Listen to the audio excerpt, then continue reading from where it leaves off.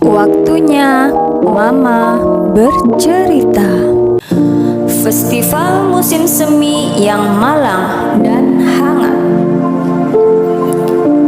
Festival musim semi tahun 1973 tak terlupakan. Saat itu di rumah sudah tidak ada persediaan makanan. Langit belum terang, orang tua sudah membangunkan keluarga mereka untuk mengajak mereka semua pergi atas gunung untuk menggali akar pakis. Karena khawatir terlihat oleh penduduk desa, untuk itu mereka harus bangun pagi-pagi. Anak-anak dengan langkah perlahan mengikuti orang tua mereka berjalan di belakang. Baru sampai pintu masuk desa, tanpa diduga mereka bertemu seorang tetangga. Dia bertanya mau kemana. Ayah sedikit bingung, ingin berbohong tetapi tidak bisa, ingin mengatakan yang sebenarnya juga tidak bisa. Kemudian ibu yang menjawab, "Kita mau menggali tanah, musim semi sudah datang, gandum belum dipetik."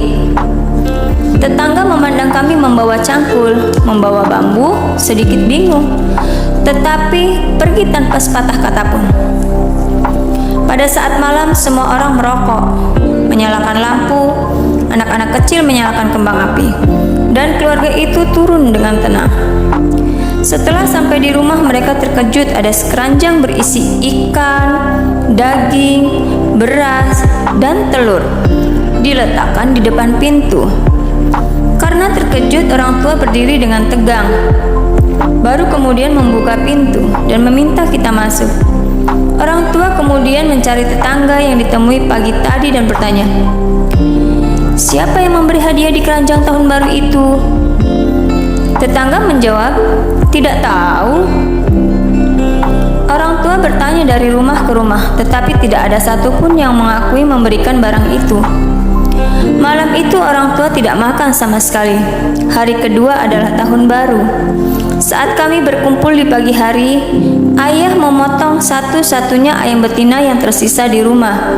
Setelah dimasak, menggunakan mangkuk kecil, membaginya menjadi 20 bagian.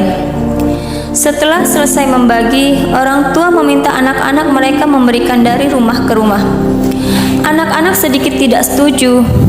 Ayah berkata, "Pergilah anakku, setelah kembali kita makan makanan enak yang ada di keranjang."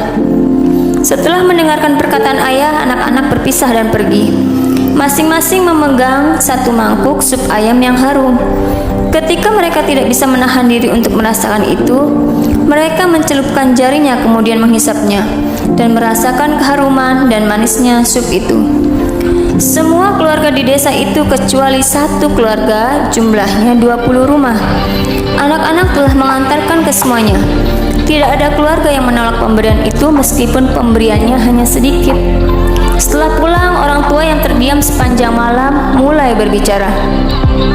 Sang ayah menyiapkan api di kompor dan ibu menggoreng semangkuk pakis yang belum dimakan semalam dan menambahkan sedikit daging dari pakis yang belum dimakan semalam dan menambahkan sedikit daging dari keranjang dan juga merebus sup ikan dan nasi. Wajah anak-anak menjadi bersinar karena tersenyum. Pada saat ini, para petani datang satu demi satu dengan mangkuk. Mereka menaruh sepotong besar ikan dan daging diberi sedikit pakis, lalu tersenyum dan berjalan pergi sambil makan. Orang-orang desa semua pergi. Semangkuk besar pakis sudah tidak ada. Tersisa 3 mangkuk ikan dan daging. Satu keluarga makan, berbicara, melompat, tetapi orang tua meneteskan air matanya karena gembira. Cinta pada masa kemiskinan besar dan sederhana. Musim semi pada tahun itu, anak-anak itu sangat hidup hangat dan jernih. Seperti air sumur di kampung halaman, itu akan menyehatkan hari-hari yang akan datang.